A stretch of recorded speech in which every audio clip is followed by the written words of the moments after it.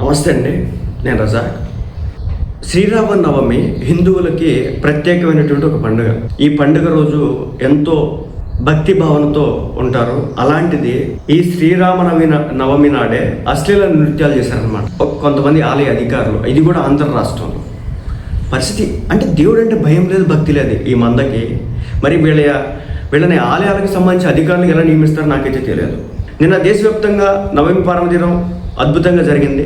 ముఖ్యంగా ఆంధ్ర రాష్ట్రం, తెలంగాణ రాష్ట్రాల్లో రామాలయాలన్నీ కూడా భక్తులతో కిటకిటలాడాయి.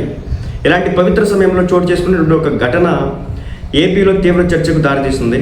భక్తి ఆచారాలు ప్రధానంగా ఉండాల్సిన వేళ ఒక దేవస్థానం చైర్మన్ సంబంధించినటువంటి వీడియో బయటకు వచ్చింది.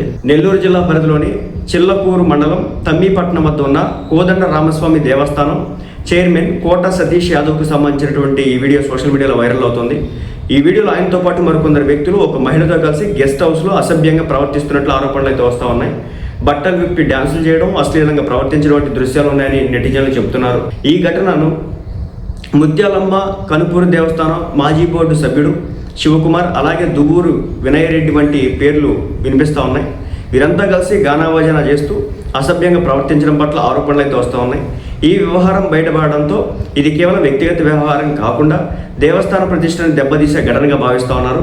ఈ ఘటనలో పేర్లు వినిపిస్తున్నటువంటి వ్యక్తులు తెలుగుదేశం పార్టీకి చెందిన వారికి ప్రచారం జరుగుతోంది. దీంతో ఈ వ్యవహార రాజకీయ రంగు కూడా పులుముకుంది. ప్రతిపక్షాలు ఈ అంశాన్ని తీవ్రంగా ఎత్తి చూపుతూ ఉన్నాయన్నమాట. సో మొత్తానికైతే ఇలాంటి వ్యక్తుల్ని పార్టీలో ఉంచుకోవడం వల్ల పార్టీకి నష్టం. చంద్రబాబు నాయుడు గారు ఇలాంటి వ్యక్తుల విషయంలో ఏమాత్రం కూడా ఉపేక్షించడం లేదు. ఎంత బలుపు, ఎంత అహంకారం, ఏంటి అసలు కది, ఏం అలా. రెండోది, వాళ్ళు మాకు టెంపుల్తో సంబంధం లేదు అది ఇది అంటున్నారు. ఇలాంటి వ్యక్తులు వాటికి రిజైన్ చేసేసి అసలుకి రాజకీయాల నుంచి దూరంగా ఉండి వ్యక్తిగతంగా ఏ ఒకటి పోట్లు పడవచ్చు కదా. ఒక పక్క రాజకీయాలు కావాలి, ఇంకో పక్క టెంపుల్ బోర్డ్స్లో ఉండాలి, ఇంకో పక్క ఇలాంటి పనికి మాలిన పనులు చేయాలి. అది సంగతి.